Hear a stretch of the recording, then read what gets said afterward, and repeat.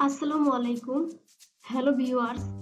আজকে আমি আপনাদেরকে কাঁকড়া সম্পর্কে ধারণা দেব।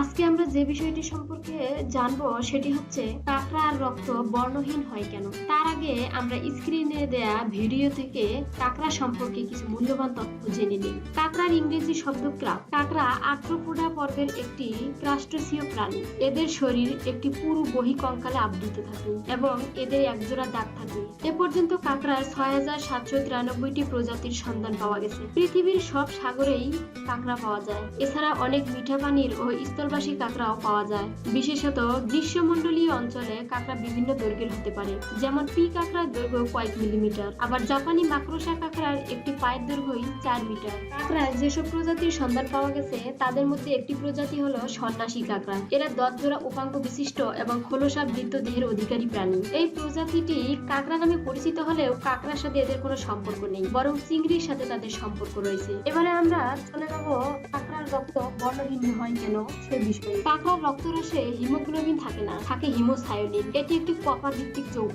এই হিমোসায়োনিনের কারণে কাঁকড়ার রং নীলচে সাদা। এটি রক্তে অক্সিজেন বহন করে এবং তার জন্যই রক্ত সাদাটে নীল বর্ণের হয়। এটার জন্য কাঁকড়ার নীল রক্ত কেন প্রয়োজন? লাল কাঁকড়া হচ্ছে বিশ্বের সবচেয়ে প্রাচীনতম একটি প্রাণী। ডাইনোসর বিলুপ্ত হয়ে গেছে, কিন্তু লাল কাঁকড়া এখনো টিকে আছে। ধারণা করা হয় এদের বিচরণ অন্তত ৪৫ কোটি বছর। এজন্য লাল কাঁকড়াকে অনেক সময় জীবন্ত জীবাশ্ম বলে বর্ণনা করা হয়। কোন টিকা নিরাপদ কিনা তা পরীক্ষার জন্য এই লাল কাঁকড়ার রক্ত খুবই গুরুত্বপূর্ণ। ১. ছোট ছোট পুকুরে রেখে কাঁকড়া মোটা তাজা করা হয়। ২. বড় বড় ঘেরে বা চৌবাচ্চায় চিংড়ির সাথে কাঁকড়ার চাষ করা হয়। ৩. উন্মুক্ত জলাশয়ে খাঁচায় আটকে রেখে কাঁকড়া চাষ করা হয়। এই ছিল আজকের বিষয়। দেখা হবে পরবর্তী কোনো ভিডিও বা টিউটোরিয়ালে। ততক্ষণ পর্যন্ত ভালো থাকবেন। ধন্যবাদ।